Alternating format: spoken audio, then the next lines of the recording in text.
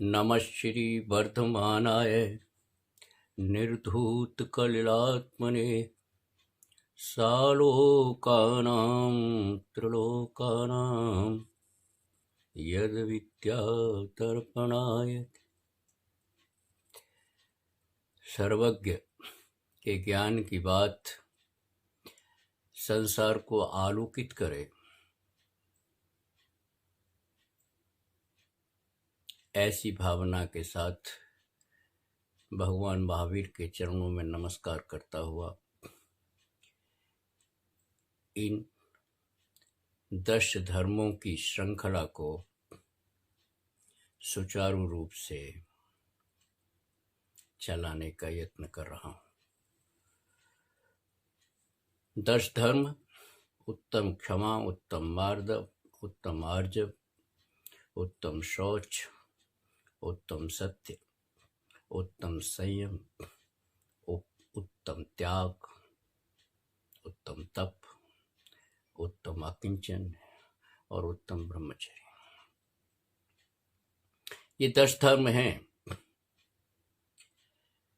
जिनको हम जानने का प्रयास कर रहे हैं। आज तीसरा धर्म है उत्तम आर्जव। पहले चर्चा हुई उत्तम क्षमा। ये भावों को निरंतर शुद्ध बनाने की प्रक्रिया है। समझ के साथ, ज्ञान के साथ हम ये जानने का प्रयास करें कि स्वभाव क्या है और विभाव क्या है। तो स्वभाव की श्रृंखला में उत्तम आर्जव धर्म है। आत्मा का स्वभाव है ऋजुर्भाव है आर्जवम। ऋजुता का जो भाव है, सरलता का जो भाव है, उसको आर्जव कहते हैं। कैसे? अगर सरल शब्दों में कहें तो एक बात है कि उत्तम आर्जव का अर्थ है निष्कपट भाव, निश्चल भाव, जहां कोई छल नहीं है, कुटिलता नहीं है, कपट नहीं है। ऐसा जो भाव है उसको कहते हैं उत्तम आर्जव। सरल है, सीधा है, ऋजु है।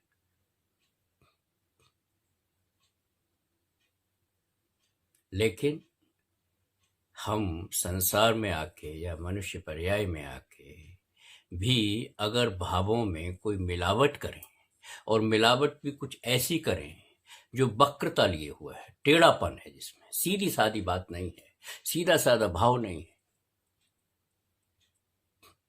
और संसार में जितनी विषमताएं देखी जाती हैं, संसार को जितना बदसूरत बना गया है, बदरंग बनाया गया है, मनुष्य की इस भावना ने बनाया है जो वक्र है, टेढ़ी है, कुटिल है। और जितनी मनुष्य के अलग जो गतियां हैं, उन गतियों में त्रियंच गति जो है, त्रियंच गति, पशु गति, कीड़े मकोड़ों की गति, इसके लिए उत्तरदायी अगर कोई भाव है तो वक्र भाव है। आर्जव से जब अलग हो जाते हैं, जब सीधे सादे भाव से वंचित रह जाते हैं, तो वंचित आप इसलिए होते हैं कि क्योंकि आप वंचना करते हैं, अपने भाव के साथ वंचना करते हैं। आप स्वयं, दूसरे की छोड़िए, आप स्वयं अपने साथ वंचना करते हैं। और जब आप वंचना करते हैं तो आप वंचित हो जाते हैं अपने आप से। यही इस धर्म का, आर्जव धर्म का बताने का उद्देश्य आचार्यों का ये रहा होगा कि अपने भावों में भव्य जीव या भव्य जीव, सरलता रख।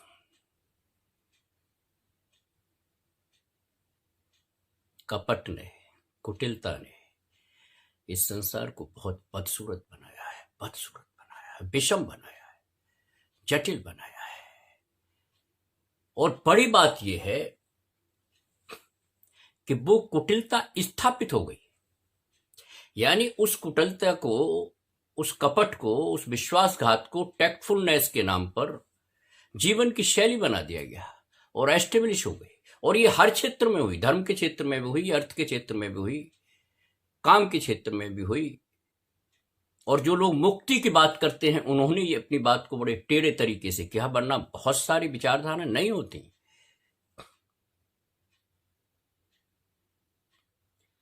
धर्म के क्षेत्र में बताता हूं कि किसी जमाने में एक सूत्र था, वो कहते थे कि वैदिकी हिंसा हिंसा न भवति। कमाल है। और उन्होंने स्थापित कर दिया कि वैदिक तरीके से जो हिंसा होती है, जो धार्मिक कार्यों के लिए हिंसा, बताइए, धार्मिक कार्यों के लिए हिंसा होती है, वो वैदिकी हिंसा हिंसा न भवति, वो हिंसा नहीं है। और उसको एस्टेब्लिश कर दिया, स्थापित कर दिया, लोगों ने मान लिया। जब यज्ञ और हवन और बलि और यहां तक कि पशु बलि और नर बलि भी दी जाती थी, तब जिन आचार्यों ने बात उठाई, जिन दार्शनिकों ने जो मनुष्यता को लिए हुए थे, जिनमें मनुष्यता पनप रही थी, उन्होंने ये कहा कि भैया ये गलत है, आप हिंसा नहीं कर सकते, गलत है। तो जो लोलुप थे ना, अहंकारी थे, जिन्हें मालूम ही नहीं था, अज्ञानी थे, उन्होंने उसको स्थापित कर दिया, वैदिक हिंसा हिंसा न भवति। धर्म के क्षेत्र में बहुत बड़ी, दुनिया में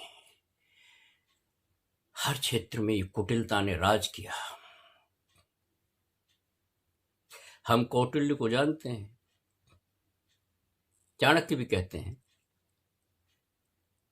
केवल एक बदला लेने के लिए उसने पूरा कुटिलता का साम्राज्य स्थापित कर दिया। और दुर्भाग्य सौभाग्य जो भी है वो ये है कि हमने कौटिल्य को स्वीकार कर लिया। कौटिल्य की नीतियां हैं, कमाल है, नीतियों के नाम पर कुटिलता, और उसको स्थापित कर दिया।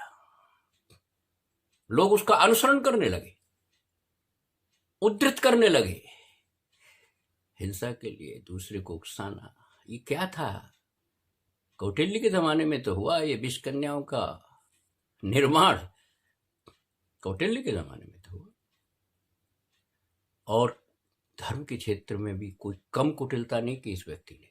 मैं व्यक्ति विशेष पे नहीं जा रहा हूं, मैं सिर्फ इतना कहना चाहता हूं कि कभी कभी ये होता है कि जिनको हम अपना आदर्श मान बैठते हैं, उन्होंने भी अपनी संपूर्ण छल को, कपट को, अपनी कुटिलताओं को नीति के नाम पर किस तरह स्थापित किया है, मैं ये कहना चाहता हूं। और संसार को बदरंग किया है।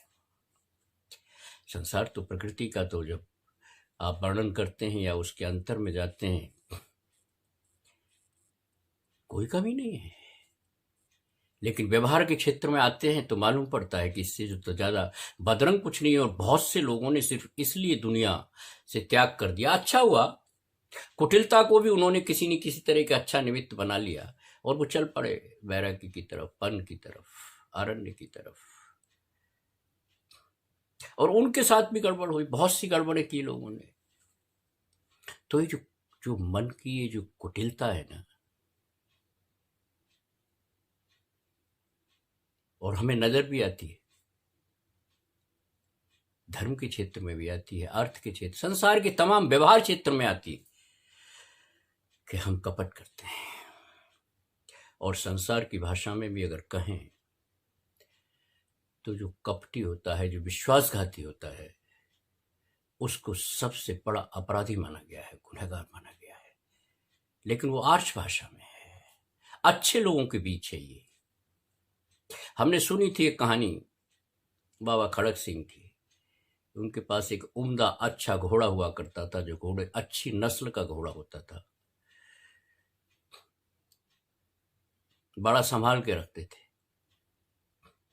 लेकिन भूल ये हो गई कि उसकी चर्चा सर्वत्र फैल गई। तो एक डकैत के मन में आया कि खड़क सिंह का घोड़ा मैं लूं। वैसे तो मैं शायद नहीं ले सकता, लेकिन उसने छल किया। पेड़ के नीचे बैठा, वेश बदल के,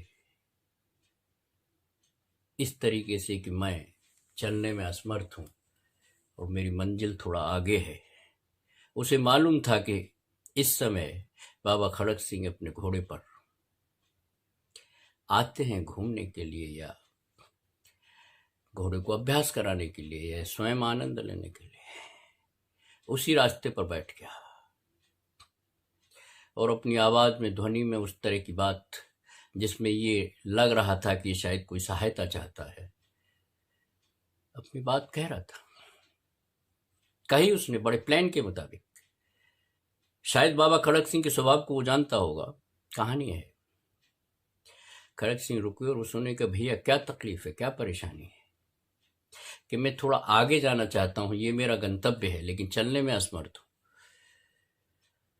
थोड़ा पैरों में तकलीफ है। तो उन्होंने कहा, इसमें कोई विशेष बात नहीं है, आओ मेरे साथ बैठो। उन्होंने पीछे बैठा लिया, घोड़ा दौड़ाने लगे। लेकिन जो व्यक्ति पीछे बैठा हुआ है, जिसने मदद के नाम पर, सहायता के नाम पर एक छल कपट का प्रपंच रचा है, वो तो पीछे बैठा है। उसकी तो इच्छा है कि मैं बाबा खड़क सिंह का घोड़ा छीनूंगा। और समय पाते ही उसने बाबा खड़क सिंह को धक्का दे दिया और घोड़े की लगाम थाम के घोड़ा लेके चल दिया। बहुत तकलीफ हुई होगी, निश्चित तौर पर तकलीफ हुई तो बाबा खड़क सिंह को, लेकिन उसको खुशी थी, उसका प्रपंच सफल हो गया, उसको ऐसा लगा। तो अब जहां वो बैठे थे, कहानी कुछ मोड़ भी ले सकती है, कहानी कुछ और तरह की भी हो सकती है, लेकिन मैं उसका मर्म समझाना चाहता हूं कि जहां वो डकैत बैठा था, वहीं बाबा खड़क सिंह बैठ गए।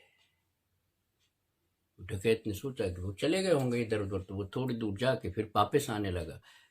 तो बाबा खड़क सिंह उसको रोका और वो रुक भी गया। तो उसने कहा, जो कुछ तुमने किया वो तो किया, कोई बात नहीं, मुझे बहुत तकलीफ है, इसमें कोई शक नहीं, लेकिन मैं एक बात तुमसे करना चाहता हूं, हाथ जोड़ के निवेदन करना चाहता हूं, इस कहानी को किसी से कहना मत। लोगों का विश्वास उठ जाएगा, करुणा का सागर सूख जाएगा, सहयोग की जो बात इस व्यवहार में चल रही है वो समाप्त हो जाएगी। किसी से जिक्र मत करना इस कहानी का, क्योंकि विश्वासघात की कहानी है और विश्वासघात की कहानी का प्रचार नहीं होता, और प्रचार होगा तो मुश्किल हो जाएगी, लोगों के बीच में एक दूसरे के प्रति अविश्वास हो जाएगा, और यही हुआ इस संसार।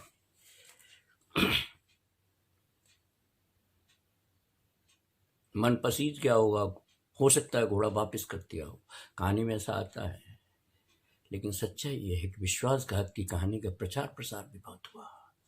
हमने ये किया, बड़ी बड़ी हमारे तमाम कथाओं में, कहानियों में मोटिवेशन, प्रेरणा देते हुए बात कही कि उन्होंने ऐसा कर दिया, अभी कौटिल्य ने क्यों जीता कि उन्होंने ये किया, उन्होंने ये जटिल साधु, सब समझते हैं आप, ये जो जटाधारी साधु होते हैं, जटिल साधु जिनको कहा जाता था, ये बड़े पूज्य माने जाते थे, बड़े पूज्य माने जाते थे। और दिगंबर जो साधु होते थे, उनकी लगभग शैली थी उनकी कि उनको कुछ होश नहीं रहता था, वो नीलांबर कहते थे, उनका अंबर आकाश था। तो जो आकाश साधु होते थे, इनकी बड़ी इज्जत थी, बड़ा सम्मान था। चाणक्य ने, जिसको कौटिल्य ने, इनका प्रयोग किया। इनका प्रयोग इस मायने में नहीं किया कि वास्तव में साधु को किया, एक व्यक्ति को ट्रेंड किया, उसको बेश, जैसे जो आजकल स्पाइंग होती है, बेश वो, और उस बेश के चलते लोगों ने विश्वास किया, और लोगों ने विश्वास किया तो बहुत सी जो चीज वो जानना चाहते थे, जो जासूसी करना चाहते थे, क्योंकि उनकी पकड़ थी, साधु के साथ कोई अविश्वास नहीं था उस जमाने, लोग विश्वास करते थे। तो भिक्षा के नाम पर, उसके नाम पर, नगर के अंदर की, उनके राजपुरुषों की कहानी समझते थे। ऐसा हुआ, इसलिए बहुत से लोगों का विश्वास हटा। तो ये विश्वास था, इसको छीना कपट ने। संसार में विश्वसनीयता तो आपस में रहनी चाहिए। ये जो कीड़े मकोड़े शब्द है, तो हम पूछते थे कभी बचपन में कि कीड़े तो ठीक है, नजर आते हैं, ये मकोड़े कौन होते हैं? ये मकोड़े क्यों कहा इनको? कीड़े के साथ मकोड़े लगता है। तो जवाब ये मिलता था कि मकोड़े मीन्स जो मक्कार किस्म का जीव है, जो अपने को इस तरीके से छुपा लेता है कि सामने वाले को इस तरीके से अपना व्यवहार बना लेता है, शरीर को सिकोड़ के या किसी भी तरीके से, तो कहते थे उसको लोक भाषा में कहते थे मक्कड़ बना रहा है, मकोड़, उसको मकोड़े कहते थे। मैं आपको बता देता हूँ, ये जो मकोड़ा आपने कभी देखा हो या समझा हो या अपनी अनुभूति में लाया हो, अगर आप कपटी हैं, विश्वासघाती हैं, आप कुटिल हैं, तो समझ लेना कि वो मकोड़ा आपकी पर्याय है, आगे की पर्याय है, भविष्य की पर्याय है। कोई बच नहीं सकते, नियम है ये। कोई भगवान की कृपा या ईश्वर की कृपा नहीं है, ये नियम है। क्योंकि जैसे तेरे भाव होंगे, उन भावों में जिस तरीके की स्ट्रेंथ, जिस तरह की शक्ति आएगी, स्थिति बंद यानी तेरी आगे की पर्याय का बंद वही होना है। इसलिए जैन दर्शन ने एक बात कही, आर्जव पर चर्चा हो रही है, तो जैन दर्शन ने एक बात कही कि जो स्थिति बंद है ना, जो तेरी आगे की पर्याय का बंद होता है, ये तेरे जीवन में 3 बार होता है। ये मनुष्य के साथ ही कही जा सकती है बात, इसलिए जैन आचार्यों ने कही कि ये 3 बार होता है और अंत में भी हो सकता है। निर्भर ये करता है, और स्थिति बंद के बाद कोई चारा नहीं है। उसके बाद अगर एक बार तेरा नरक तय हो गया, त्रियंच तय हो गया, तो फिर उसके बाद कोई चारा नहीं है। हो सकता है कि भविष्य का कुछ और स्थिति बंद बंधा हो, लेकिन आगे की पर्याय तो बंद गई तेरी। तो जब भी आपके भावों में इस तरह की कुटिलता है, तो उस मकोड़े को ध्यान में रखना। जो मक्कार है ना, उसको ध्यान में रखना। इतनी छोटी जाति का जीव होने वाला है। कुटिलता को त्याग। और ये धर्म के क्षेत्र में हुआ, मैंने राजनीति के क्षेत्र में आपको बताया, राजनीति के क्षेत्र में तो हद ही है, हद है। उन्होंने कहा युद्ध और प्रेम में सब जायज है, स्थापित कर दिया। अब क्या करेंगे आप? नीति वाक्य बन गया। आगे आने वाली पीढ़ी ने वही समझा कि जायज है, और सारे संसार को उन्होंने बदरंग कर दिया।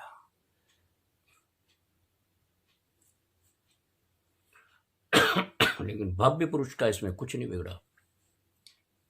जो भव्य पुरुष है, जो कुछ और लेकर आया है। आप कल्पना करो कि किसी अमृत की, जो अमृत की आपकी कल्पना है, जो अमर करता है आपको, उस अमृत की वर्षा हो रही हो, और उसमें आप कोई गैर अमृती चीज मिला दें। आप जुल्म नहीं कर रहे। ये तमाम मिलावट, ये तमाम विज्ञापनों पर कुछ है और कुछ कहा जाता है, ये सारा संसार बदरंग नहीं कर दिया। आदमी भूल गया कि मेरे पास कोई ऋजुता का धर्म था, मेरा स्वभाव, ये भूल गया, स्वभाव भूल गया। और जो संपदा छीनता है ना, ये तो मेरी संपदा थी ना। और संस्कारों के माध्यम से, प्रचार के माध्यम से, आज की तारीख में तो मीडिया के माध्यम, किसी भी गधे से गधे आदमी को आप पुरुष बना सकते हैं, महापुरुष बना सकते हैं। मीडिया ने तो आज तक ये किया। ये कपट नहीं है तो है क्या? लगे हुए। तो सारे संसार को अगर बदरंग करने का किसी का कोई रोल है, भूमिका है, तो कपट की बहुत बड़ी भूमिका है, छल की। और अब तो हमें खुद नहीं पता कि छल क्या है और कपट क्या है, क्योंकि वो हमारे स्वभाव, जीवन की शैली बन गई। हम मेरी स्वभाव संपदा चुरा ली इसने, और अब तो हम विहीन हो गए।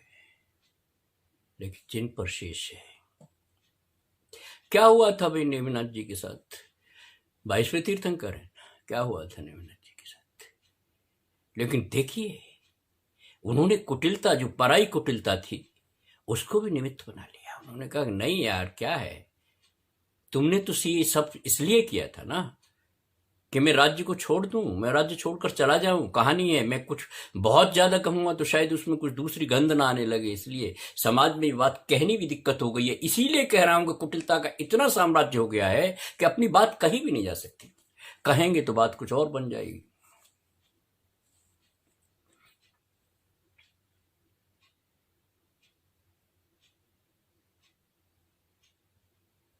तो क्या कहता हूं मैं ये कहता हूं कि बचा के रखना अपने स्वभाव को, सीधे साधे स्वभाव को।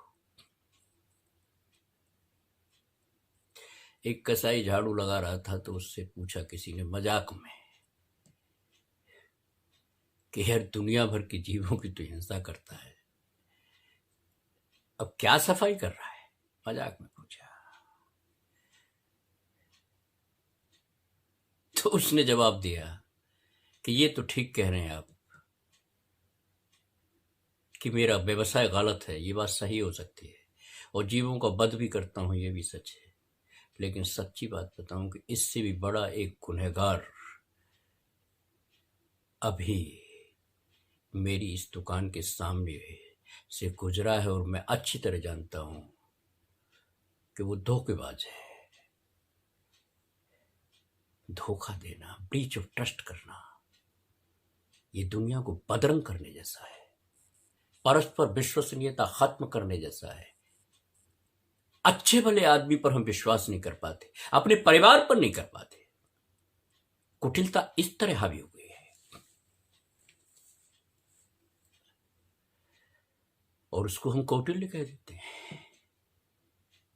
मैंने कहा कि वैदिक हिंसा एस्टेब्लिश कर देते हैं, इसके लिए तो हिंसा बहुत, इसमें कोई पाप नहीं है, और उनको स्थापित कर देते हैं नीति के नाम पर।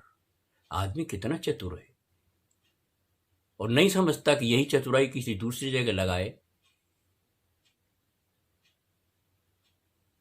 तो संसार पार कर जाए।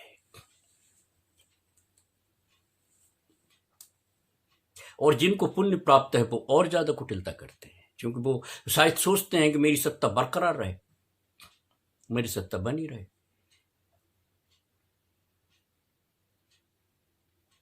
तो आर्जव भाव का खंडन करने वाला जो भाव है वो सिर्फ ये है कि मैं छल कर रहा हूं, कपट कर रहा हूं, किसी के साथ विश्वासघात कर रहा हूं, मक्कारी कर रहा हूं, तिकड़म कर रहा हूं। तो समझ लेना कि वो मकोड़ा है आप, भविष्य के मकोड़े हैं आप। भविष्य आपका त्रियंत के अलावा कुछ हो नहीं सकता। मायाचार की इसलिए वेदांत के ऋषियों ने कह दिया कि माया कुछ है ही नहीं, ब्रह्म सत्यम जगत मिथ्या, माया मिथ्या। उन्होंने ब्रह्म और माया, और ये माया क्या है, ये मायाचार क्या है, इसलिए वो चल दिए। उन्होंने कहा नहीं, मैं तो अपने ब्रह्म की तरफ, आत्मा की तरफ, इसके अलावा मुझे संसार से ये बात भी नहीं करनी कि तू गलत है या सही है। वो चल दिए अपना, और उन्होंने जीवन अपना सफल बना लिया। किस लिए? वो भी व्यवहार में अच्छी जिंदगी जी सकते थे, लेकिन उन्होंने एक सिद्धांत स्थापित कर दिया कि इसका कुछ सॉल्यूशन नहीं है। इतने निराश हुए, इतने मायूस हुए, मायाचारियों ने इतना मायूस किया। लेकिन अच्छा हुआ कि उन्होंने बड़े बड़े सिद्धांतों की प्रतिस्थापना की, जिसकी बात मैं आज कर रहा हूं कल करूंगा। कुछ विचार तो मरता नहीं, विचार तो रहेगा, तो उनका शुक्रिया। लेकिन उसने उस निमित्त को वो बनाया, अपने लिए साधन बनाया कि ठीक है ये अब इसमें कुछ हो नहीं सकता। मायाचार इतना बढ़ गया है। और तुलसी ने और कबीर ने, कहीं तो कबीर ने कहा कि माया तो ठगनी भई, ठगत फिरत संसार, और जिस ठग ने ये ठगनी ठगी, उस ठग को नमस्कार। कबीर ने तो ये कहा, मैं उस ठग को नमस्कार करता हूं। ठग कहा उन्होंने, उन ऋषियों को कहा कि जिसने माया को ठग लिया, जिसने माया को तिलांजलि दे दी, जिसने मायाचार समाप्त कर लिया, मैं ऐसे को ठग मानता हूं और उसको नमस्कार करता हूं। तुम ठगी में बहुत विश्वास करते हो ना। कितने लोग मर गए आपके सिद्धांतों की आड़ में।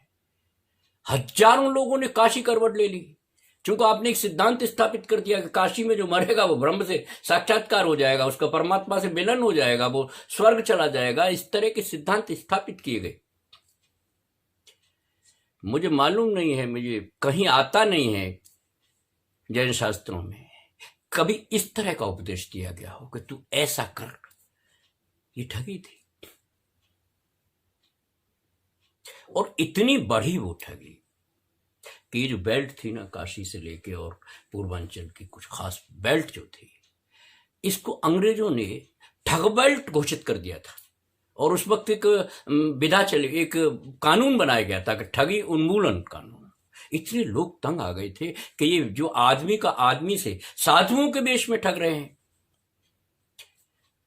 और ये जितनी विधाएं आई तंत्र विद्या और जिन्होंने बताई, हद हो गई है कि आप जब तंत्र विद्या पर जाएंगे तो उसमें 5 मकान हैं, सबसे घृणित हैं, निकृष्ट हैं। वो मानव का कहीं से कोई संपर्क होने की बात ही नहीं है उनसे, लेकिन उन 5 मकानों को उन्होंने घोषित कर दिया कि ये भी मुक्ति का साधन है। गजब है। एक बौद्ध भिक्षु रात को वेश्या के पास जाते थे। कमजोरी है। भगवान बुद्ध को मार्जित कहा गया है, मार्जित। मैं संदर्भ विशेष में, हो सकता है कि आपको लगे कि संदर्भ अलग है, लेकिन बताता हूं कि भगवान बुद्ध को मार्जित कहा जाता था, जिसने मार को जीत लिया है। मार मीन्स काम को, स्मर को जीत लिया है, उसको मार्जित कहा जाता है। उसी संप्रदाय का, उसी फॉलोअर, उन्हीं का अनुयायी, तथाकथित अनुयायी नीले कपड़े पहन के, ताकि लोगों को नजर ना आए। नीला और काला कपड़ा पहनते हैं अपराधी ज्यादातर, मिसयूज करते हैं। रंग का तो अपना कोई दायित्व तो उसमें है नहीं, क्योंकि मेरा तो आकाश भी नीला है, नीला अंबर परिधान हरित पट पर सुंदर है, लेकिन वो नीले कपड़े पहन के जाता था वेश्या के पास। नहीं, काम को जीतना बड़ा मुश्किल होता है। वैदिक ऋषियों के पास तो सब चीज थी, बड़े संपन्न आश्रम थे उनके पास, और सब सुविधाएं थी। स्त्री शादीशुदा होते थे वैदिक ऋषि, बच्चे भी होते थे जो साथ ही गुरुकुल में पढ़ते थे, बहुत सी। लेकिन जैन ऋषि के सामने बड़ी समस्या थी।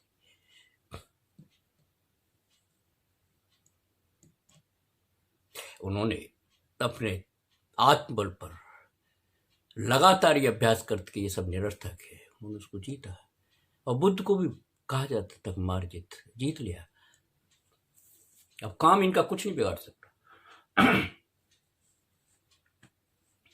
ऐसे वंश का या ऐसी जो विचारधारा थी बुद्ध की, उसका एक व्यक्ति, बौद्ध भिक्षु बहुत वेश बदल के लोगों ने क्या नहीं किया, सभी जगह हुआ है ये।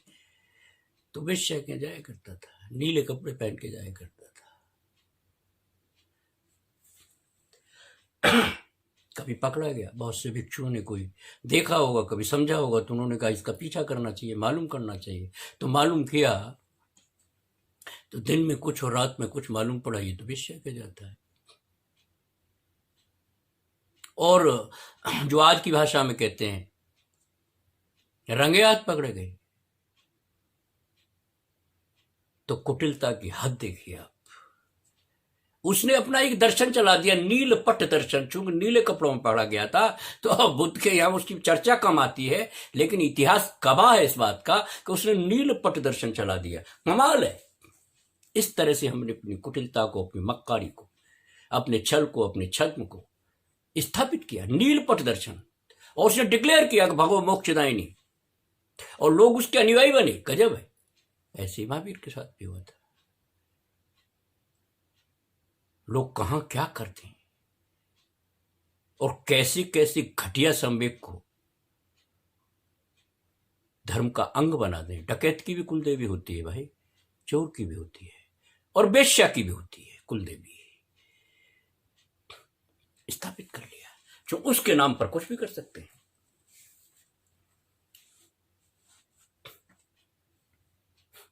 हम जानते हैं कि अच्छा भाव है, हम उससे अच्छे भाव के नाम पर ही लोगों को ठगते हैं। लेकिन कभी कभी याद आता है कबीर का कि फूल बनने की खुशी में मुस्कराई थी कली, फूल बनने की खुशी में मुस्कराई थी कली। क्या खबर थी ये तगय्युर, ये परिवर्तन मौत का पैगाम है। प्रतिपल जा रहा है, दिखाई नहीं देता आपको।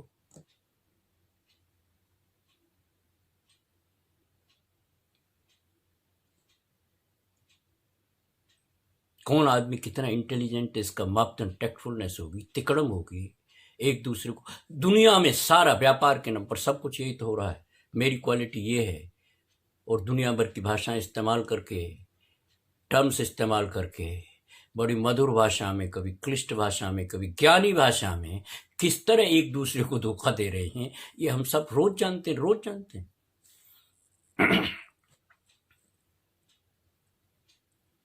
बासमती चावल की कितनी प्रजातियां होती हैं मैं तो नहीं जानता, लेकिन दुकानदार आपको ऐसे बताएगा जिसके बासमती चावल उगाया ही इसने, पैदा ही इसने किया है। और संभवतः जो 80 कृषि की संख्या भगवान ऋषिदेव ने आपको ज्ञान दिया था कृषि की, तो ये वहां बैठा हुआ था, इस तरह बताएगा। मार्केटिंग है, हमें गलत को स्थापित करने की, सत्य साबित करने की। तभी ऋषि को कहना पड़ा था ना, असतोमा सद्गमय। आखिर रहा होगा ना कभी कुछ बात ऐसी।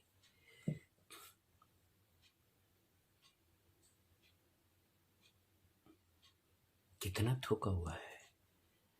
लेकिन कुछ लोगों ने ये जानते बूझते भी कि जाना है ठीक है, उसको भी अपनी मुक्ति का साधन बनाया। भरत रेड्डी की कहानी बताऊं आपको, मालूम हो गया। और अंत में जब बैरागी होते हैं तो वो कहते हैं कि याम चिंतयाम सततम मैसा विरक्ता साप्यन्न मिच्छति जनो सजनो निसक्ते अस्मत् कृतेच परिकुतुष्यत काचिदन्या धिक तम च मदनम च इमांच मंच। जिस स्त्री को वो बेहद स्नेह करते थे, जो उनके राज्य की पटरानी थी, उन्हें नहीं पता था कि उसका स्नेह किसी वजीर से है। और उसे ये भी नहीं पता था, उनकी स्त्री को ये नहीं पता था, राजा भरतरी को तो ये नहीं पता था उसकी पटरानी का स्नेह किसी वजीर से है। और उस पटरानी को ये नहीं पता था कि वजीर का स्नेह किसी और से है।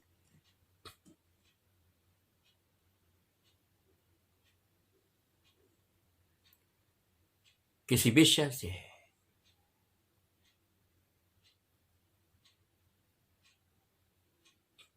और वजीर को ये नहीं पता था कि वेश्या राजाश्रम में है। इसलिए सबसे उत्तम कोई चीज होगी तो वो राजाश्रम में जाए, राज के पास जाएगी, राज्य के पास जाएगी, राजा के पास जाएगी। कहानी बनी कुछ इस तरीके से। राजा को कोई संत, कोई विचरण करता हुआ साधु एक फल दे के गया, इसको खाना, इसमें कुछ अमरता के तत्व हैं। उन दिनों एक अमर फल करके एक स्थापित चीज थी जिसको बहुत अच्छा माना जाता था। अब वो अमर फल था या नहीं था मेरे ख्याल से नहीं होगा, लेकिन मान लिया, मान्यता हो गई। और मान्यता हो गई तो फिर कौन काटेगा उसको। दुनिया भर की गलत मान्यताएं आज राज कर रही हैं। तो वो अमर फल दे गया। राजा ने कहा कि वो स्नेह किससे करता था, तो उसने अपनी पत्नी को दे दिया कि न देखो, कोई साधु, निर्ग्रंथ साधु नहीं था, कोई बेशदारू साधु रहा होगा, ये देखो, ये फल मुझे, ये तुम्हारे लिए है। उसने कहा जो अमर फल है, अमूल्य चीज है शायद, तो उसने वजीर को दे दिया, जिससे वो स्नेह रखती थी, जिसमें अनुरक्त थी, जिसके राग में आंधी थी। वजीर ने कहा कि आज मैं रात को जाऊंगा, उसको जिस वेश्या के वो जाता था उसको दे दिया। और यही कह के दिया कि अमर फल है, ये कीमती फल है, अमूल्य है। और चर्चा तो सबने इस अमर फल, मशहूर चीज थी कि कोई फल ऐसा होता है जो अमरता प्रदान कर देता है, मान्यता थी। उसने कहा कि क्यों न मैं, चूंकि भरतरी के राज में प्रजा बहुत सुखी थी और हर प्रजा सम्मान करती थी, तो उसकी आंख में आंसू आ गए कि क्यों न मैं ऐसे उदार राजा को ही दूं। उसने जाके वहां गिफ्ट के रूप में, प्राभृत के रूप में, प्राकृत में पाहुण कहते हैं, इसलिए कभी ध्यान आए मैं संदर्भ में कह रहा हूं कि समय पाहुण कहते हैं समय सार को, तो प्रावृत के रूप में, गिफ्ट के रूप में उसको दे दिया, उपहार के रूप में, भेंट के रूप में, कि भगवान मेरे पास किसी तरीके से, मेरे पास दुनिया भर के लोग आते हैं, उन्होंने अमर फल दिया है, मैं आपकी सेवा में। राजा की आंख खुली, ये तो वही अमर फल था। तो उसने कहा कि मैं कुछ और चिंतन करता था, हुआ कुछ और। तो उसने धिक्कार किया, धिक तम च मदनम, काम को धिक्कार है। अंत में उसने धिक्कार किसको कहें, और वैराग्य धारण कर लिया। वैराग्य भर्तृहरि की 3 शतक हैं, 100 श्लोक उन्होंने लिखे हैं। नीति शतक है, श्रृंगार शतक है, और फिर वैराग्य शतक है। और वैराग्य को पढ़ेंगे तो कमाल कर दिया उन्होंने चर्चा की उनकी पीड़ा ने, उनकी वेदना ने, या यूं कहिए कि उनकी जागृति ने, जाग गए, वो होश में आ गए। और न जाने किस निमित्त से कौन होश में आ जाए। किसी की कुटिलता किसके लिए वैराग्य का कारण बन जाए। अरे भाई, चचेरे भाई थे ना, जिनको अवतार कहा जाता है, यदा क्या कहते हैं, यदा यदा धर्मस्य ग्लानिर्भवत भारत। कितनी कुटिलताएं की उन्होंने राज्य के लिए। नेमिनाथ ने कहा लो ना, पकड़ो ना यार, मैं तो वैराग्य में चल दिया। और वही नहीं चल दिए, उनके साथ राजुल भी, जिसके साथ शादी तय होनी थी, हो गई थी, बारात चढ़ चुकी थी। तो किसी की कुटिलता किसी के लिए वैराग्य का कारण भी बन जाती है, ये निर्भर करता है। लेकिन कुटिलता ने इस समाज को और तमाम राष्ट्रों को बदरंग बनाया है। हम बनावटी हो गए। हम क्या कहें, हम कम से कम मनुष्य नहीं रहे। जब ये भाव आता है तो हम कम से कम मनुष्य नहीं है। गुजारा हो रहा है, संसार है, चल रहा है। बहुरूपियों का भी तो समाज है।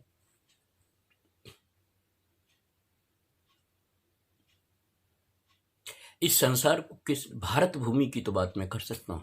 इसमें 2 शब्द हैं आपके पास, मैं देता हूं। और कभी सोचने का मौका मिले तो किस तरीके से पूरे के पूरे दिमाग पर राज्य किया जा सकता है। ये कौन लोग रहे होंगे जिन्होंने अच्छे भले मस्तिष्क को किस तरीके से विकृत किया है, मैं बताता हूं आपको।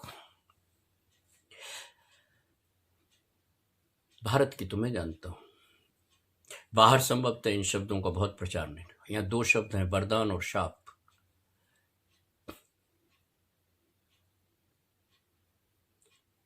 ऋषि मुनियों ने कुछ तत्व की बातें की, अच्छी बातें की, जीवन मुक्त की बातें की। उपनिषदों में जीवन मुक्त बड़ा अच्छा शब्द है, जिसको हम सम्यक दर्शन कह सकते हैं अपनी भाषा।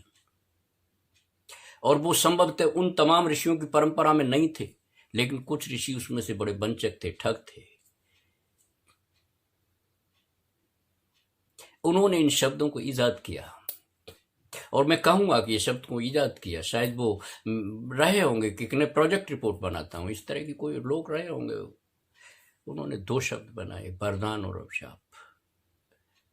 मेरे पास इतनी शक्तियां हैं कि अगर मैं खुश हो जाऊंगा तो तुझे वरदान दूंगा, पुत्रवती भव, या जो भी है।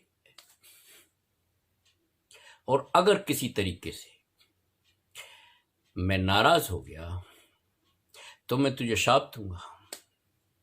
तो भय भी पैदा किया और लोभ भी पैदा किया, बिना कुछ किए, केवल विचार फेंका था। और उसको इतना स्थापित कर दिया कि पूरा पूरा भारतीय समाज विकृत हो गया। वो वरदानों की चाह में भिखारी बन गया, लोभ कषाय को विकसित करने लगा। उसे मालूम भी नहीं पड़ा, उसको सिर्फ ये था कि इसकी कृपा हो जाए, इसका वरदान मुझे मिल जाए तो मैं तो समृद्ध हो जाऊंगा, हर तरीके की सुख सुविधाओं का भोगी हो जाऊंगा। और दूसरी तरफ उन्होंने भय पैदा किया कि देखो हम वरदान दे सकते हैं तो शाप भी दे सकते हैं। बहुत बहुत बड़ी चाल थी, नहीं समझ पाए हम। वरदान भी उनके, और आज तक चला आ रहा है कि इनकी कृपा हो जाएगी। ये दुनिया भर के तंत्र मंत्र के साधु जो कभी कभी यथा कदा ऐसा पाया जाता है कि वो जेल में चले गए, उनको सजा मिल गई, कुछ नहीं है, ये सब बकवास है। लेकिन वरदान और शाप जहां की तहां मौजूद है। वो हमारी, हम कहते हैं ना कि यूनान मिश्र रोमा सब मिट गए जहां से, क्या बात है कि हस्ती मिटती नहीं हमारी। कह लो आप, कुछ नहीं। लेकिन वरदान और शाप के बीच में इस भारतीय संस्कृति ने अपना कितना नुकसान किया है, ये कभी समझ लेना, कभी विश्लेषण कर लेना, बहुत बड़ा नुकसान होगा। अरे कैसा वरदान, तू तो मनुष्य बना था, पंचेंद्रिय तेरे पास थी, ज्ञानेंद्रिय तेरे पास थी, कर्मेंद्रिय तेरे पास थी, भाव तेरे पास था, मस्तिष्क तेरे पास था, उपयोग करता ना। उपयोग तो तेरा लक्षण है। आइंस्टाइन ने कहा, या तमाम स्थापित वैज्ञानिकों ने कहा, और उन्होंने इस तरीके से नहीं कहा, उन्होंने कुछ दिया, नजर आया, भौतिक साधनों में इतनी बड़ी उपलब्धि की उन्होंने, तब कहा। तो इसलिए माना जा सकता है, उन्होंने कहा दुनिया में बहुत कम लोग हैं जो अपने मस्तिष्क का 10% भी इस्तेमाल करते हो। ज्यादातर आदमी जो भारतीय मनीषियों ने कहा ना, जो शुद्ध मनीषी थे, उन्होंने कहा कि ज्यादातर लोग तो आहार, निद्रा, भय और मैथुन में ही चले जाते हैं। हम कपट के शिकार हुए। ये अभिज्ञान शाकुंतलम पढ़ना। क्या गलती थी शकुंतला की? क्या गलती थी? कोई गलती नहीं थी।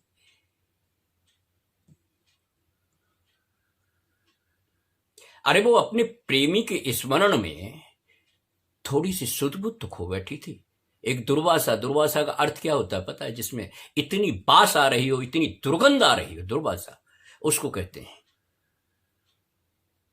उसकी जबान में भी। और थोड़ी देर शकुंतला ने ध्यान नहीं दिया तो कहना मैं तुम्हें शाप देता हूं।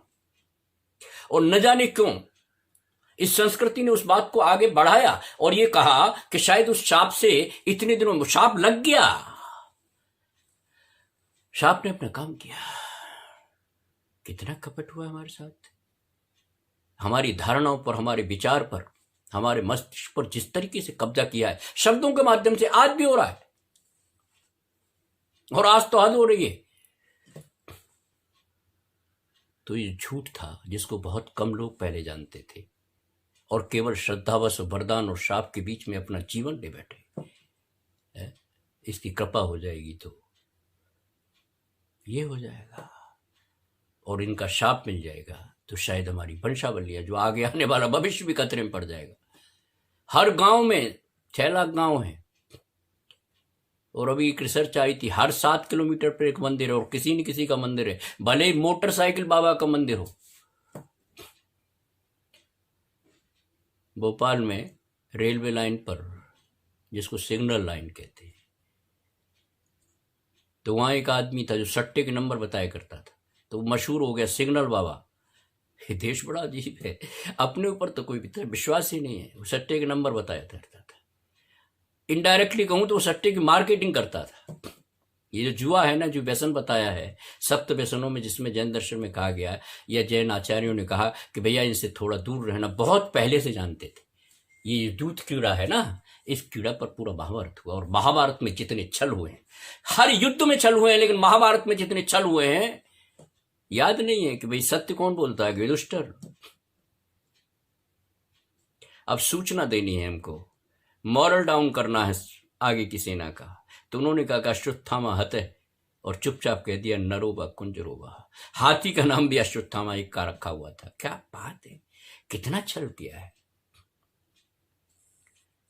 तो मैं तो कहता हूं कि हे लीलाधिपति, तुम तो इस युद्ध को रोक सकते थे, लेकिन आपने आर्जव, सीधी बात, ऋजुता का भाव, जो मेरा अपना था उसके बीच में और कुटिलता के बीच में, केवल एक फौरी तौर पर अपनी जय जयकार करने के लिए आपने कुटिलता को चुना।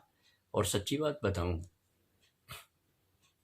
कहा जाता है, और जो लोग बेबाक बात करते हैं, सीधी बात करते हैं, उन्होंने कहा है कि नरक में गया हुआ व्यक्ति होगा कवि तीर्थंकर वगैरह, नरक में जाएगा। और नरक का अर्थ सिर्फ इतना है कि जितनी यातना है। देखिए साहब, उसने कहा यार एक बात बताइए, नरक में तो शरीर जो है पारे की तरह गल जाता है, तो वेदना किसे होती है? ये जो दुख किसे होता है? ये जो दौलत राम जी ने लिख दिया कि 3 लोग का नाच खा जाएगा, ये तृप्ति और अतृप्ति के बीच का खेल है, ये मन का खेल है। और वेदना वही होती है जब जैन दर्शन कहता है कि एक श्वास में 8-10 बार जन्म्यो मर्यो सहयो दुख भार। तो मैं कभी कभी सोचता था, बचपन में अपनी माँ से पूछता था कि माँ, चूंकि वो धर्मशास्त्र में उसका विश्वास था, तो मैं माँ से पूछता था कि ये बात जो लिख दी कि एक श्वास में 8-10 बार 18 बार मरता जीता है, वो जीव दुख पाने की उसमें क्षमता कहाँ है? तो सहयो दुख भार ऐसा कैसे कह दिया? तो माँ तो जवाब दे नहीं पाई थी। भोले वाले लोग थे, जो चल रहा है वो चल रहा है। मैं उस श्रेणी में नहीं रखता अपनी मां को, लेकिन फिर भी नहीं दे पाई। तो मैंने किसी विद्वान से पूछा, वो भी कुछ इधर उधर की बात करने लगे। अपने ज्ञान को ये छल जो है ना, नहीं साफ कह पाए कि मैं नहीं समझ पा रहा इसको,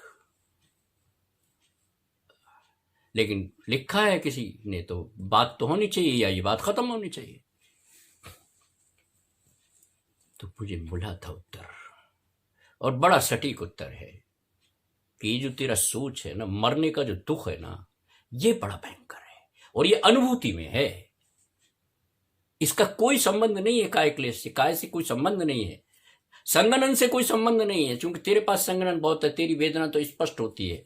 अगर तेरी एक जरा सी कील या जरा सा कोई शल्य यानी कांटा लग जाएगा तो तुझे तकलीफ होगी, क्योंकि तेरे पास संगनन की पूरी पर्याप्ति है। पूरी नहीं है, लेकिन इतना है कि इस मृत्यु काल में जितनी तरह की वेदना है वो तेरे पास वेदनी है, लेकिन उसके पास तो नहीं है, क्योंकि उसके पास तो काय एक इंद्रिय जीव भी नहीं है, वो तो निगोद है।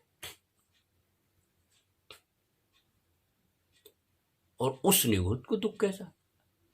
बात आती है, कभी कभी नई पीढ़ी के लोग पूछ सकते हैं। तो जो मरने का दुख है, ये लस्ट फॉर लाइफ जो होता है ना, जीवेषणा जो होती है, और जीवेषणा को कोई चीज खंडित कर रही है, तो वो जो दुख है वो ही नरक में होता है और वो ही उसमें होता है। इस दुख को तो झेल नहीं पाएगा, मैं बताता हूं। लोग कोमा में चले जाते हैं, अच्छे भले शरीर में मस्तिष्क खो बैठते हैं।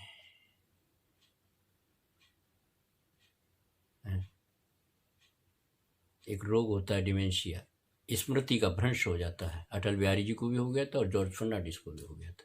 ये मैं इसलिए कह रहा हूँ कि जीवंत उदाहरण है, बर्निंग एग्जाम्पल है, इसलिए कह रहा हूँ, मेरा और कोई मतलब नहीं है। तो मान ले, कल्पना कर ले कि तुझे डिमेंशिया हो गया, सब कुछ भूल गया। जैसे कल मैं कह रहा था कि आंख मिच गई, स्मृति तेरी चली गई, तो क्या है जिसके पर तू फलता था फूलता था, तो काहे के लिए कपट कर रहा है? महाभारत में बहुत कपट हुआ, और उस कपट परंपरा को ये कह के कि ये नीति है, ये विदुर की नीति है, ये वैदिक नीति है, ये चाणक्य की नीति है, ये उस राजा की नीति है या राजनीति है, इस नीति के नाम पर कितना अन्याय हुआ है, कितना जुल्म हुआ है, कितना संसार को बदरंग किया गया है, इसकी आप कल्पना नहीं कर सकते। अब महाभारत से ज्यादा तो कोई बढ़िया चीज है नहीं। उसकी शांति परम में कुछ और बात है, अच्छी लगती है। अच्छा किया कि वेद व्यास ने तमाम चीजों को समेट के उन्होंने 18 पुराणों की रचना कर दी, वरना बड़ा मुश्किल हो जाता, और उन्होंने पर्व बना दिए। तो जो आपके पढ़ने लायक है आप पढ़ लो, लेकिन ये बात जरूर है, किसी भी भावना के वशीभूत उन्होंने कहा यज्ञों की रक्षा करने के लिए, यज्ञों की रक्षा सोचा ही नहीं कि पहली बात तो ये बताओ कि यज्ञ है क्या, ये रक्षा करने योग्य है भी कि नहीं है। लेकिन यज्ञों की रक्षा के लिए आप हिंसा करेंगे, और राम जैसे व्यक्तित्व को भेज दिया वन में। बताइए, पहले तो जंगल में वो यज्ञों की रक्षा करते रहे। भव्य जीव है, तीर्थंकर जीव है, भगवान है, मोक्षगामी है निश्चित। जैन दर्शन ने अडॉप्ट किया, उसको स्वीकार किया है, और राम के कैरेक्टर में कुछ, लेकिन वो तो ऐसा लगता है जैसे आज्ञानुवर्ती मामला है, जो आज्ञा है भाई, पहले माँ बाप ने आज्ञा किया तो चल दिए धनुष्मान लेके। उन्हीं ऋषियों ने उसे धनुष्मान चलाना सिखाया था, और वही ऋषि कहते हैं यज्ञों की रक्षा के लिए असुरों से हमें बचाओ। मैं आपको बताता हूं, ये सुर और असुर शब्द की संज्ञा है क्या है, किस तरीके से कपट किया गया है, भाषा के साथ, विचार के साथ, धारणा के साथ, किस तरह से कपट हुआ है बताता हूं। ये सुर और असुर शब्द हैं, कभी इस पे ध्यान दिया है आपने? ये रह गए ज्यों कि त्यों, नहीं तो इनको भी बदल देते हो। बदलने वाले धर्म के नाम पर हुआ जो कुछ हुआ। ये सुर वो है जो सुरा पीता है, लेकिन चूंकि उस समय समृद्धि का संकेत था, सुरा वही पी सकता है जो बड़ा पुण्यवान है। इंद्र पी सकता है, इंद्र के अप्सराएं होती हैं, माफ है, लेकिन आपके अगर कोई महिला भी आ जाए तो आप असुर हो गए। असुरों ने बड़ा काम किया, एक पूरी की पूरी व्यवस्था थी। वो सुरा नहीं पीते थे, वो उनसे नफरत करते थे जो सुरा पीते हैं। इसलिए एक बहुत बड़े जो हावी संप्रदाय था, जो लोग हावी थे, भाषा के माध्यम से चतुर थे, बाकपटु थे, जिस तरह हमारे देश के प्रधानमंत्री हैं आज की तारीख में, बाकपटु थे, कुछ भी स्थापित कर दो। तो उन्होंने सुरों को तो बना दिया। अच्छा, राक्षस शब्द का अर्थ क्या है? प्यारा शब्द, प्यारा अर्थ है, ये ध्यान रखना, बताएंगे। तो जो सुरा पी रहा है, सुंदरी का भोग कर रहा है, यानी उसको ये कह दिया कि ये तमाम वैभव के स्वामी हैं, इसलिए ये पूज्य, भले ही सुरा पिए। और असुरों ने, बड़ी तकलीफ होती है ना कभी कभी हमें, कि जैन कम क्यों रह गए, अरे बड़े अच्छे हैं और कम हो जाए थे भैया, कोई फर्क नहीं पड़ता था, लेकिन हमारे पास विचार है, हम अड़े रहे हैं। हमने कहा है कि हिंसा तो हिंसा है, मत कहो कि वैदिक की हिंसा हिंसा भवती, कहो कि हम हिंसक है। हमने तो ये कहा, बुद्ध ने भी ये कहा, श्रमण संस्कृति ने पूरे ने ये कहा, सच बोलो ना, कपट का जामा मत पहनाओ ना, दिग्भ्रमित मत करो ना। बड़ा नुकसान हुआ है संसार का, विश्व का। इन्होंने जिन पर हमने श्रद्धा की ना, विश्वास किया, इन्होंने बड़ा नुकसान किया। हमारे यहाँ भी कुछ ऋषियों ने, कुछ मुनियों ने, कुछ ऐसे लोगों ने जिनको हम कह सकते हैं कि हमारे वो आइकॉन हैं, उन्होंने ये कहा है, कभी कभी कह देते हैं प्रभावना के नाम पर ये कर लो वो कर लो, तमाम दुनिया भर की। यार जो अमृत था, जल है, जल से तो अभिषेक करते हैं, मैं परंपरा की बात कर रहा हूं, जल से तो अभिषेक कर रहे हैं, जल से तो अभिषेक कर रहे हैं। और बताऊं, ऐसे जल से जिसमें अभी जल का एक जीव नहीं है, ऐसे जल से जिसको प्रासुक जल कहा, और ये हो है, कोई दिक्कत नहीं। लेकिन अक्सर क्या होता है कि उस पंचामृत कर लो भाई, अमृत में उनकी कोई दिलचस्पी नहीं थी। उन्होंने कहा कि भाई बढ़ा लो थोड़ा पंचामृत, उसमें मिला दिए 2-3 चीजें, दूध दही केसर जो भी मिला दिया होगा, पंचामृत अभिषेक होने लगा और परंपरा बन गई। और पंचामृत जिसको आप कहते हो, उसमें जल का एक जीव जल्दी पड़ता है, ये वैज्ञानिक बात है, क्यों नहीं समझते आप तो जीव विराधना से बचते हैं ना। प्रतिक्रमण में लाइन है ना, जो प्रमादवश होय विराधे जीव घनेरे। आलोचना, पूरा आलोचना पाठ ये कहता है कि मैंने तो बहुत कुछ गुनाह किए हैं, मैं जिन जीवों की रक्षा की संकल्पना करता था, जिन जीवों की रक्षा मेरे धर्म का अंग था, मैंने उन अज्ञान में। अब बताइए कि जिस पंचामृत की बात करते हैं, या जिस अभिषेक या जिस प्रक्षाल को आप बहुत देर के लिए रखते हैं, कभी किसी वैज्ञानिक से पूछना कि इसमें कितनी देर में कीड़े पड़ जाएंगे, यानी जल का एक जीव हो जाएंगे। लेकिन चीजें स्थापित हो गई। तो सुर में भी ऐसा हुआ। इंद्र को इसलिए मान लिया गया, उसके बाद अप्सराएं हैं, लेकिन उसको भी कहा, उसको इंद्र तक को दिग्भ्रमित किया। अगर इंद्र कोई नाम की कल्पना थी कि सबसे बड़ा शक्तिशाली, सब तरह की शक्तियों से संपन्न एक ऐसा व्यक्तित्व है, इंद्र को इस तरह की संज्ञा देगी। उस इंद्र को भी क्या करना पड़ता है, क्या धारणा फैलाई गई कि नीचे तपस्या कर रहा है ऋषि, अगर तपस्या में जीत गया तो तेरी राजगद्दी छिन जाएगी। तो इंद्र भी इस चक्कर में आया। ये जो अभिशाप और वरदान की जो कहानी है, ये मनुष्य के मस्तिष्क को दिग्भ्रमित करने की कहानी थी, और स्थापित हो गई।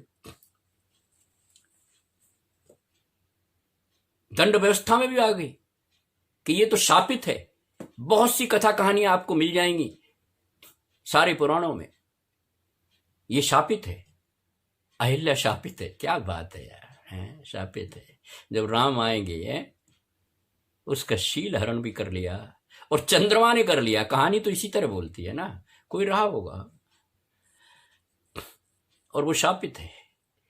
हद है, उसकी सारी चेतना आपने छीन ली, जीवन के जितने तत्व थे सब छीन लिए, और उसको पत्थर की संज्ञा दे दी, और कहा कि कुछ दिनों बाद राम आएंगे, उनके चरणों की धूल पड़ेगी, तब तू जीवंतता प्राप्त करेगी। क्या कमाल की बात है।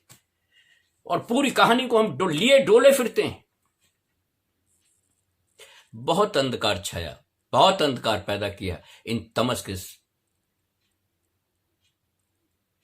सब अंधेरे इकट्ठे हो गए। संगठित सारे अंधेरे हो गए हैं, सारे अंधेरे संगठित हो गए, और युद्ध इस तरह नहीं लड़ा गया। आपकी वैचारिक शक्ति खत्म कर दी। बचना आज तो बहुत ज्यादा है, चूंकि मीडिया है, मीडिया है। बोरोलिन 5 रुपये की चीज सब चीजों की दवा हो सकती है, चूंकि अमिताभ बच्चन बोल रहा है।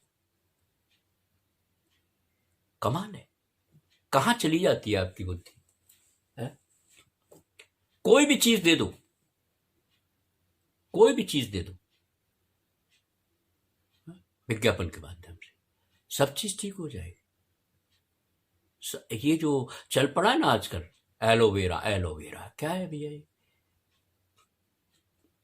कभी जिन्होंने इन हर्बल्स की तलाश की थी, कितना टाइम लग गया होगा, देखो कितनी, कौन सा ज्ञान था उनके पास। निश्चित तौर पर केवल ज्ञान के करीब रहे होंगे वो लोग जिन्होंने हर पेड़ की नेचर बता दी। एक इंद्र जीव है ना, हर पेड़ की नब्ज बता दी कि ये मनुष्य के लिए इस मामले में फायदेमंद है। जैनियों ने उसका प्रचार इसलिए नहीं किया कि धीरे धीरे धीरे धीरे ये लोग क्या करते कि छाल न उतार के पेड़ ही काट देते। तो जैन के पास आयुर्वेद बहुत बड़ा शास्त्र, मैं बता देता हूँ आपको, लेकिन नहीं कहा, उड़ के बात कुछ और बन जाएगी। तो मैं जो कहना चाहता हूं, स्थापित कर दिया कपट और आपके जीवन का अंग बना दिया। ये मिलावट क्या है, क्यों की जाती है मिलावट, अभी पाया जाता है सब, ये क्या है? ये विश्वासघात नहीं। जिसने वनों की रक्षा की, जंगलों की रक्षा, उन्होंने यही तो कहा था कि यज्ञ में तुम ये पूरी की पूरी हमारे जंगल काट रहे हो। हमारे का मतलब भी नहीं था, ये पूरी प्रकृति की व्यवस्था है, ये खत्म हो जाएगी। इनको 24 घंटे से जो धूनी रमाए रहते हो या इस तरह की बात करते हो कि शायद यज्ञ करके कुछ ऊपर जाएगा, तुम खुद भयभीत हो और हमको भी भयभीत कर रहे हो, हमारी जो प्राकृतिक संपदा है इसको खत्म कर रहे हो। तो उन्होंने कहा नहीं, ये हम नहीं होने देंगे, ये गलत है। तो उनको आपने असुर कह दिया और स्थापित कर दिया और राजाश्रय में चले गए आप, कुछ विशेष कपड़े पहन के, विशेष भाषा बोल के। उन्होंने कहा नहीं, ये असुर हैं, ये हमें तंग कर रहे हैं। हम तो तर्पण कर रहे थे, हम तो भगवान के सीधा पहुंचा रहे थे अपनी प्रार्थना को, अपने मंत्रों को। अब राजा भी क्या करेगा इसमें? उसने कहा बात तो सही है, बड़ी अच्छी भाषा में बोल रही है। ऋषि आए हैं, महर्षि आए हैं, तपस्वी आए हैं, उन्होंने खुद अपना ही प्रचार किया है। और उस चक्कर में असुर हे वस्तु बन गए। असुरों से आप घृणा करने लगे, जो इस मानव सभ्यता के रक्षक थे। मैं बताता हूं आपको, उन्होंने दो ही बातें कही थी जो आज पर्यावरण की बात करते हो कि भैया ये पेड़ मत काटो और इस तरह से अग्नि मत चलाओ। चूंकि हमारे यहाँ तो अग्नि का एक जीव है, लेकिन हमारे यहाँ भी अखंड दीपक की, यानी जैन लोगों में भी अखंड दीपक की आदत पड़ गई। अरे भैया कितने अग्नि का एक जीव है तुझे पता है? कभी कर्णानुयोग की शरण में कि तू गया नहीं, जानता नहीं तो मान, तो इतना तो मान ले कि नहीं जानता तो बात खत्म। लेकिन मैं जानता हूं सब कैसी बात कर रहे हो, किसको प्रकाश दिखा रहा है। ये हजारों वाट के बल्ब जल रहे हैं और उसमें तू एक छोटा सा टिमटिमाता हुआ दीपक 24 घंटे के लिए रख देता है और तू कहता है इस भगवान के नाम पर 24 घंटे में अखंड दीपक जलाऊंगा। श्री महावीर जी में करोड़ों रुपए का दीपक ही जल जाता है और मेरे बच्चे कुपोषित होते हैं। मैं दूसरी बात कर रहा हूं, हाँ करना चाहे मत करना, लेकिन सच्ची बात तो है ना। ये क्या कह रहे हैं आप? तो परंपराएं किस तरीके से आपके मस्तिष्क पर आक्रमण करती हैं और किस तरीके से मस्तिष्क को हिप्नोटाइज करती हैं कि आप उस परंपरा में उस तोड़ नहीं पाते, कह नहीं पाते महावीर की तरह से उससे कि भाई तेरा बंद हो चुका है, तू नरक में जाएगा। कह दू ना भैया मेरे ज्ञान में आ रही है तो मैं कह रहा हूं। तो चूंकि वहां तो सकल ज्ञेय ज्ञायक तदपि है ना, वहां समस्त ज्ञेय को ज्ञाता तो है, लेकिन निजानंद रसलीन उसको कोई मतलब नहीं है कि ये मेरी संस्था में ये मेरे, उसमें ऐसा कोई मतलब नहीं है यार। लेकिन विचार तो जिंदा रहता है। 500 साल बाद लोगों ने कहा कि नहीं, एक बनना चाहिए ग्रंथ। महावीर ने क्या कहा था? द्वादशांग खत्म हो गया, पूर्व खत्म हो गया। खुद लोग पूर्व के, महावीर के पूर्व के ज्ञाता थे, उन्होंने ये कोशिश की और हमारे सामने जिनवाणी रख दी, कैसी भी थी। चूंकि जिनवाणी को पूरी तरह कहना कि यही दिव्य ध्वनि है थोड़ा मुश्किल होता है। बहुत सी परंपराएं उसमें शरीक हो, ये इसमें ये करना चाहिए, बहुत से आचार उसमें सम्मिलित हो गए। शुद्ध नहीं रहा उसमें भी, छोटा मोटा जैसे कोई भी कहना चाहिए, जैसे कहते हैं ना कि एक बड़ी कहावत है हमारे, 7 6 पुण्य। अब मुझे नहीं पता ये कौन सा पुण्य है। पुण्य तो हमने सुना था, उत्कृष्ट निकृष्ट भी कभी कभी आ जाता है विशेषण की दृष्टि से, ये स्ट्रेंथ की दृष्टि से। ये 7 6 पुण्य है।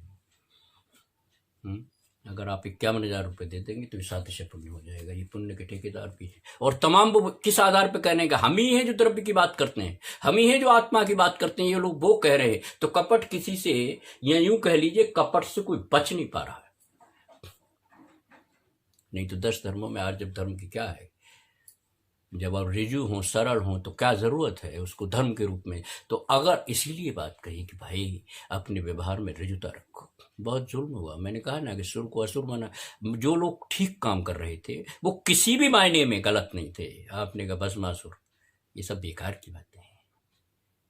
मनुष्य के बीच लड़ाई है, केवल ये कि मैं सर्वश्रेष्ठता का भाव है, मैं सर्वश्रेष्ठ हूं, आप स्थापित हो गए।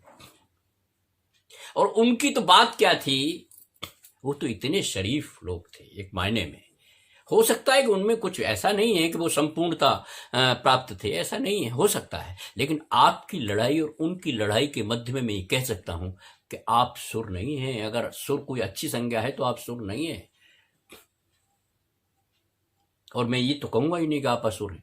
मैं ये नहीं कहूंगा, चूंकि असुर को तो मैं नहीं मानता कि इस तरीके की कोई बात उन्होंने की है। उन्होंने पेड़ों की रक्षा की, पर्यावरण की रक्षा की, प्रकृति की रक्षा की बात की, और उन्होंने कहा कि ये सब मिथ्या है। ये जो बलि आप देते हैं ना, पशु बलि, ये गलत है।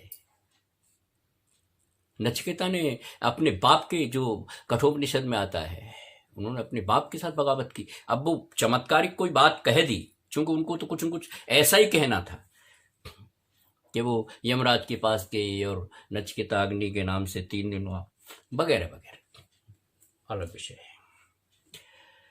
मैं सिर्फ इतना कहना चाह रहा हूं कि जब तेरे पास रिजुता धर्म है, सरल बात करनी है, तो कुटिलता किस बात की। और पूरी की पूरी इस तमाम संस्कृति का अध्ययन दोबारा तिबारा चौबारा कर लेना कि किस तरीके से, और इसके खिलाफ की बात नहीं है। हमने तो सिर्फ ये कहा था कि भैया देखो सत्य ये है, इस पे विचरण कर लो। कोई हमें आज कोई चिंता इस बात की नहीं है कि हम कम हैं ज्यादा हैं, क्या फर्क पड़ता है। लेकिन हमारे पास विचार है, वीर का विचार है, महावीर का विचार है, अनुभवी का विचार है, हितोपदेश का विचार है, निर्ग्रंथ का विचार है, आत्मा की सही बात करने वाले का विचार है। इसलिए हमने तो इतनी बात कही और हम उस विचार को जिंदा रखेंगे। क्या फर्क पड़ता है कि हम संख्या में कम हो या ज्यादा हो। ये संख्या कुछ नहीं होती। एक विचार हजारों लाखों लोगों को प्रभावित कर सकता है, और 1000 विचार एक आदमी को प्रभावित नहीं कर सकते। कहीं कहीं संस्कृतियों में टकराव तो है, लेकिन हमने अपनी संस्कृति को जिंदा रखा है, अपनी बात को जिंदा रखता है, अपने पाप की बात को जिंदा रखा है। ये बात बहुत महत्वपूर्ण है। तो उन्होंने तो ये कहा कि भैया ये जो आर्जव धर्म को थोड़ा संभाल के रखो। मैं तो यही कहता हूं, उस भाव से परिचय तो तेरा है। तमाम संसार कुटिलताओं का संसार है, तमाम संसार। और मीडिया की तो ये पोजीशन है कि किस बात को स्थापित कर दे आपके दिमागों में, किस बात को नहीं करते। ठेकेदार हैं, दुकानदार हैं, पैसा लेते हैं, आश्रय लेते हैं। ये तमाम सेनाएं ये करती रही हैं। मैं किसी तरह का कोई प्रश्न नहीं उठा रहा, उस तरह का कोई सुरक्षा में कोई आंच है। लेकिन सच बात यह है कि हमने बहुत कपट किया है, बहुत कपट किया है। कपट और कपाट, कपाटों का कोई काम था नहीं। लगी जो दुनिया में जब चोरी बढ़ी तो कपाट लगने शुरू हो गए। कोई कपाट का काम क्या है? जो संस्कृति ये कहती है मात्रवत परदारेषु पर द्रव्येषु लोष्टवत, उसको कपाट क्यों लगाने पड़े जो पर द्रव्य को लोष्टवत बताती है? या तो वो अपनी प्रचार नहीं कर पाई, या आदर्शों की खाली खुली एक खोखली बातें थी। लेकिन व्यवहार में तो कहीं नजर ऐसा नहीं आता जिसमें कोई आपके विचार में, भाव में कुछ आप वक्र रहे। और बताओ, नाम भी आपने वक्रता के रख दिए। बांके क्या है? भी बांके का अर्थ वक्र है। रसिया, जैसे मैंने बुद्ध में कहा ना कि नीलपट दर्शन उसने पूरी की पूरी संज्ञाएं दे दी अपनी कमी को छुपाने के लिए। कितने बड़े कपट हुए आपके साथ।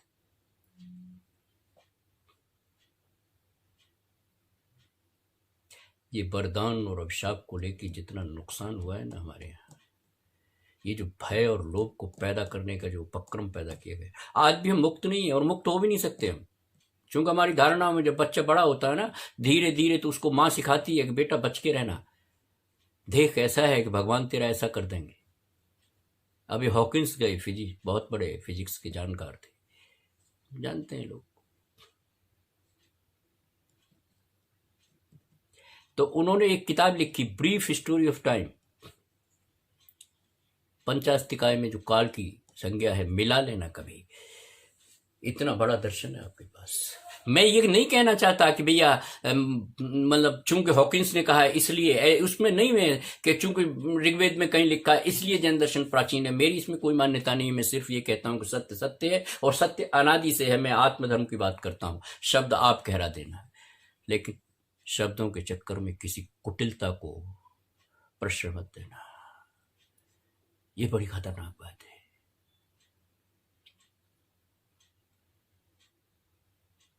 आप भी इस चक्कर में है।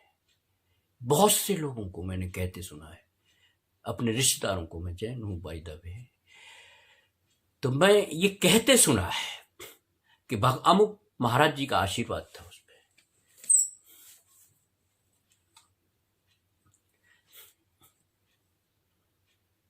तो ये वरदान की संस्कृति तो है, इतना घर कर गई है कि चूंकि उनका वरदान था या उनकी कृपा थी, तेरा तो कुछ था ही नहीं, तू तो कुछ था ही नहीं, तू तो मिट्टी का ढेला था। तेरे तो कर्म श्रृंखला जो तेरे साथ कारमान शरीर जुड़ा हुआ है, कारमान शरीर है ना, सबटल बॉडी है ना, जिसके मुताबिक तेरी सारी व्यवस्थाएं चलती हैं। और उसमें तो संक्रमण और निष्क्रमण की व्यवस्था भी है कि तू कर सकता है इधर उधर उन कर्मों की शक्ति है, उसमें मंदता ला सकता है। तो मैंने तो पहले ही दिन कहा था कि जो है वो है, चलो उसको तो रखो, लेकिन आगे की विचारधारा जो आपके भाव हों, उनमें उस तरह के विभाव मत लाओ या विभावों को प्रश्रय मत दो, वो अपने आप झड़ जाएंगे, उनकी कोई शक्ति नहीं है। मैंने तो कहा था और अभी भी कह रहा हूं कि ये कृपा, ये वरदान, बहुत समय बर्बाद करते हो आप लोग। अतिशय क्षेत्र क्या है भैया? अतिशय क्षेत्र, जिस तट पे मेरा ऋषि खड़ा हो गया, जिस तट पे निर्ग्रंथ खड़ा हो गया, वो तट तीर्थ है मेरे भाई। तीर्थ की कोई परिभाषा नहीं है। जिस जगह निर्ग्रंथ खड़ा हो गया, चाहे वो पहाड़ है, चाहे वो किसी नदी का तट है, वो तीर्थ क्षेत्र है, सिद्ध क्षेत्र है।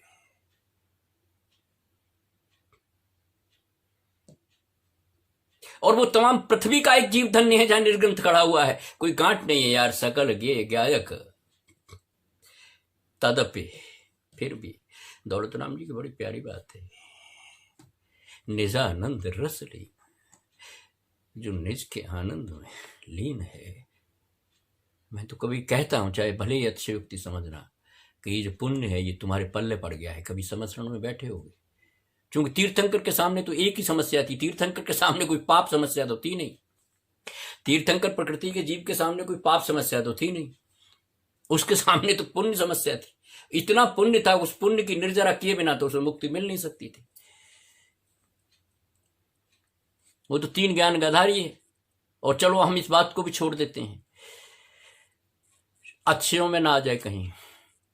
हम तो सिर्फ ये कहते हैं कि उसके पास पुण्य की ही कहानी थी, और पुण्य को निर्जरित करने की कहानी थी। और पुण्य विज्ञान की भाषा में पदार्थ है, और उस पुण्य को जो निर्जरित हुआ, वो पुण्य तेरे हिस्से में कहीं आ गया होगा। क्योंकि समुद्र में तू बैठा था, कोई धार बही होगी, कभी तेरे नेत्रों से नीर निकला होगा, कभी तो भाव को तरल हुआ होगा, तेरी कठोरता विलीन हुई होगी, और उसने छू लिया उस पुण्य को। वो तू पुण्यवान है, उस पुण्य को तो विलीन कर देगा क्या? निर्ग्रंथ की क्या परिभाषा है भाई? गांठ ही नहीं है, कोई निकंठ है। उस निर्ग्रंथ के जहां चरण पड़ गए हैं, वक्तंबर में तो कहा कि इंद्र जब इंद्र की जो मुकुट है उसमें आभाई इसलिए है कि वो चरणों में पड़ता है, क्योंकि अपार पुण्य है वहां। उन्होंने पुण्य को निर्जरित कर दिया। और पुण्य की, आत्मा की तो ऊर्ध्व गति है ना, मोक्ष तो ऊर्ध्व गति होगी ना, और ये जितने पदार्थ हैं उनकी निम्न गति है ना। और उनके पास पुण्य था, तो गया कहाँ पुण्य? पुण्य निर्जरित हुआ, और निर्जरित हुआ तो चरणों में आया। और उनके चरण जिस तट पे पड़ गए, जिस पहाड़ पे पड़ गए, जिस जगह पड़ गए, पृथ्वी के किसी हिस्से में पड़ गए, वही तीर्थ है। क्या अतिशय क्षेत्र है भाई? ये ठीक है कि कोई भूगोल में से प्रतिभा निकली और निश्चित तौर पर उसके निकलने का योग था। हर सुखी रहने का एक ही उपाय है, मैं आपको बता देता हूं। समझ लेना कि कोई द्रव्य किसी द्रव्य पर आश्रित नहीं है, हर द्रव्य का परिणमन स्वतंत्र है। ये सर्वज्ञ की एक बात ही है, एक बात। ये तो हुई बिल्कुल निश्चय की बात, समझ लेना। समझना मुश्किल है, इसलिए कोई द्रव्य किसी का परिणमन नहीं करता। यह आध्यात्मिक बात है। व्यवहार की बात भी आती, व्यवहार की बात भी महावीर ने कहा, जो व्यवहार तुझे अप्रिय है वो दूसरे के साथ मत करना। ये तराजू है, तू ही न्यायाधिपति, तू ही वकील है, तू ही गवाह है।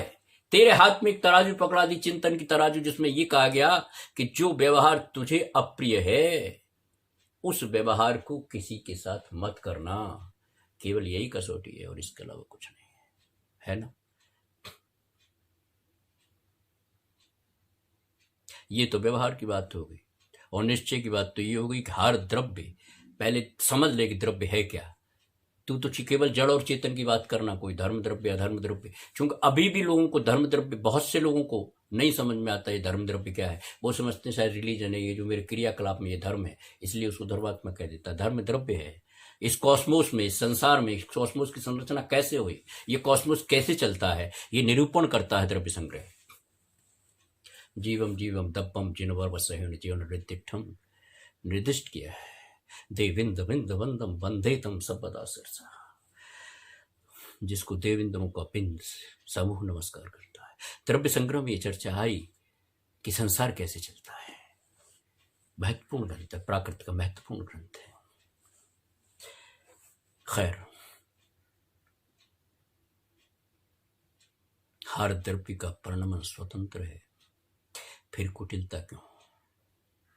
तेरे मन में क्यों आता है कि ऐसा करने से ऐसा हो जाएगा? फिर ये छल क्यों करता है? और ये छल किसी और के साथ नहीं है, क्योंकि वो भी अपनी उपादान, उसके साथ अपना कारमान शरीर है। तू उस कारण कुछ बना सकता है ना बिगाड़ सकता है। फिर कुटिलता किस बात की?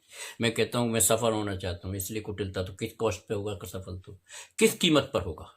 अपने आर्जव बाप को त्याग के होगा। कोई आदमी कहे कि तू अपना हीरा दे दे और ये लौकी सब्जी खरीद ले, दे देगा? इतना चतुर तो है तू कि नहीं देगा?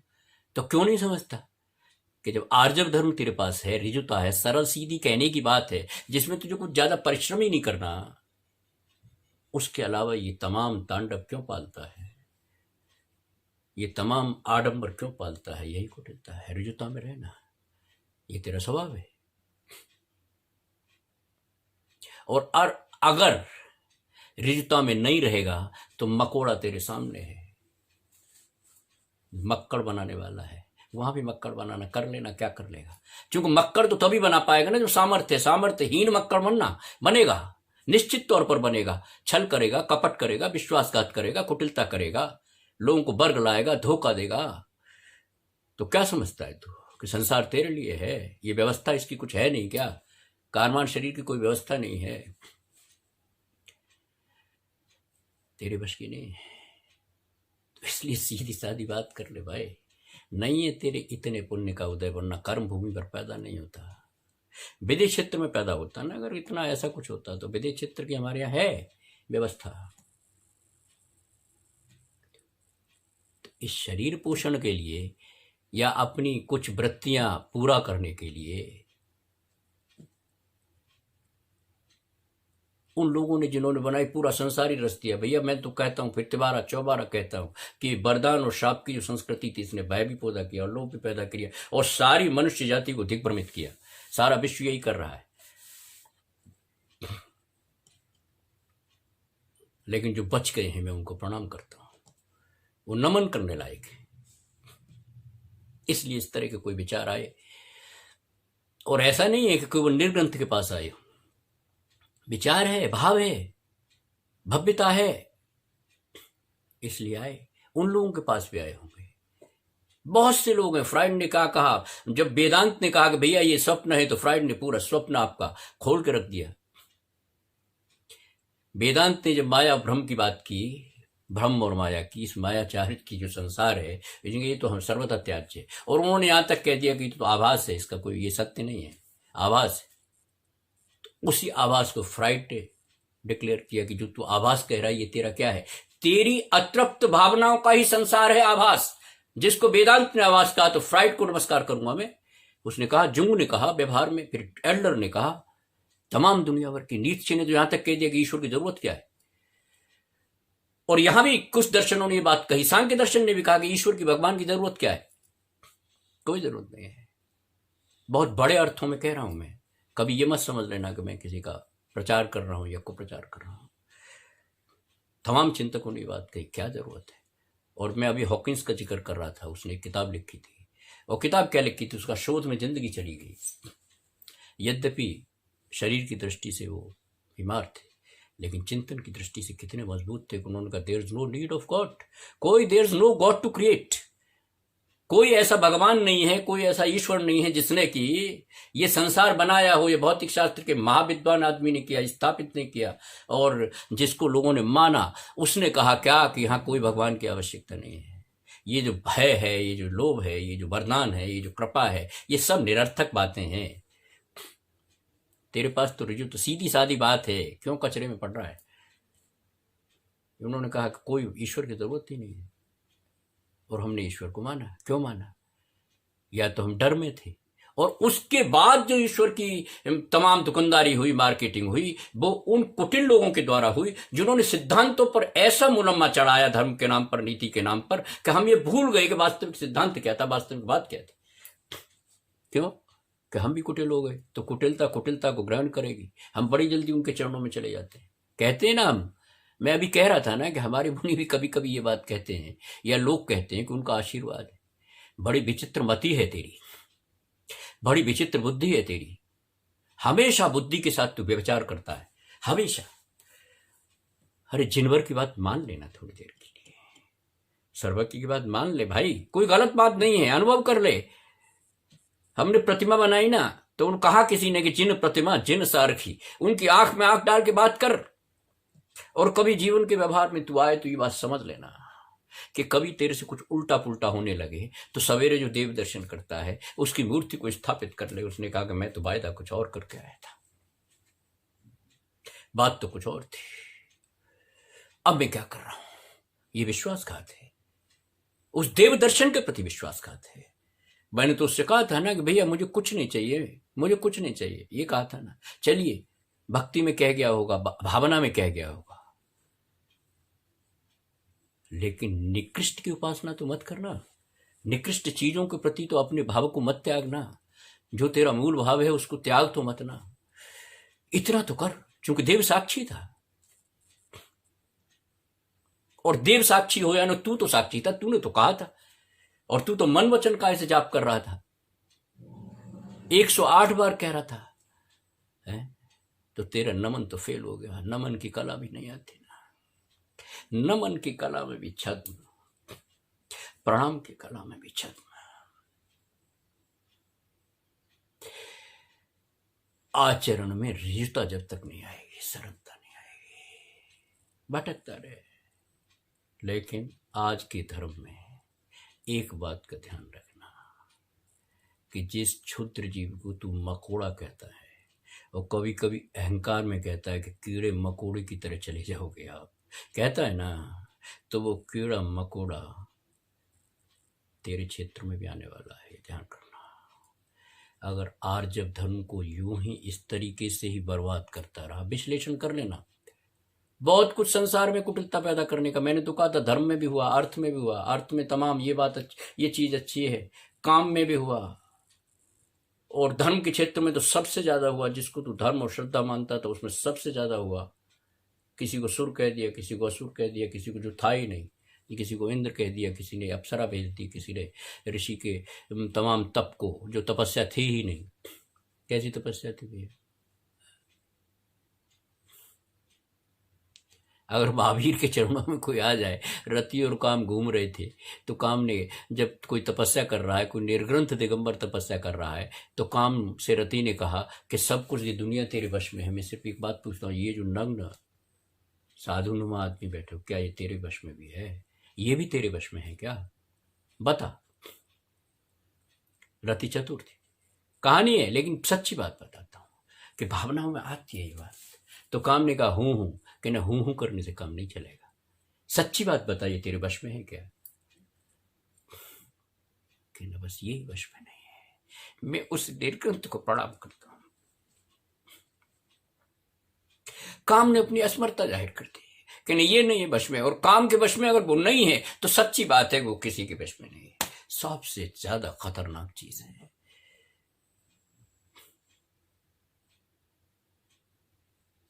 रति ने भी प्रणाम किया। आपको मालूम है, आपको मालूम है, जब शंकराचार्य प्रतीकात्मक कहानी बताता हूं, उन्होंने क्या कहा वो देख लेना, बात जो की तो बताता हूं। जब शंकराचार्य गए काशी में, शास्त्रार्थ करने गए थे मंडन मिश्र से,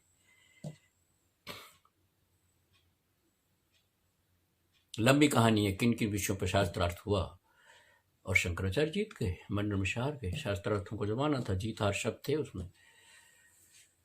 फिर उनकी पत्नी आई, और जब वो पत्नी आई तो उसने रति शास्त्र पर चर्चा की, और शंकराचार्य हार गए। मुश्किल है। अब शंकराचार्य हार गए, शब्दों में हार गए, किस में हार गए मुझे नहीं पता। उसके बाद तैयारी की उन्होंने, सुना है 1 साल तक तैयारी की, फिर आए तो फिर जीते। 1 साल तक तैयारी करनी पड़ी, वरना रति से हार गए थे। जो मंडन मिश्र से जीत गया था वो उसकी पत्नी से, रति से हार गया, रति शास्त्र पर हार गया, स्त्री पर हार गया। यह हार जीत की कहानी है, अभिशाप और वरदान की कहानी है। इनके कचरे में मत पड़ना। तुझे सीधा साधा भाव मिला, उसकी अर्चना करना। निर्ग्रंथ तो कामजित है। भगवान महावीर को कहते हैं ना, हम नयन पथगामी, इसीलिए कहते हैं कि तू तो बाल योगी है भैया, पंच बाले तीन में आता है। खैर, आर्जव धर्म के संदर्भ में बहुत सी चर्चा हुई। सीधी सादी बात है, कोई लंबी चौड़ी बात नहीं है। उसका जो विरोधी पक्ष है वो है कुटिलता, जटिलता। विश्वासघात सभी से परिचित है, चूंकि संसार में आप रोज कर रहे हैं तो रोज उससे परिचित भी हैं। उनसे बचना, अपने आर्जव धर्म की रक्षा करना।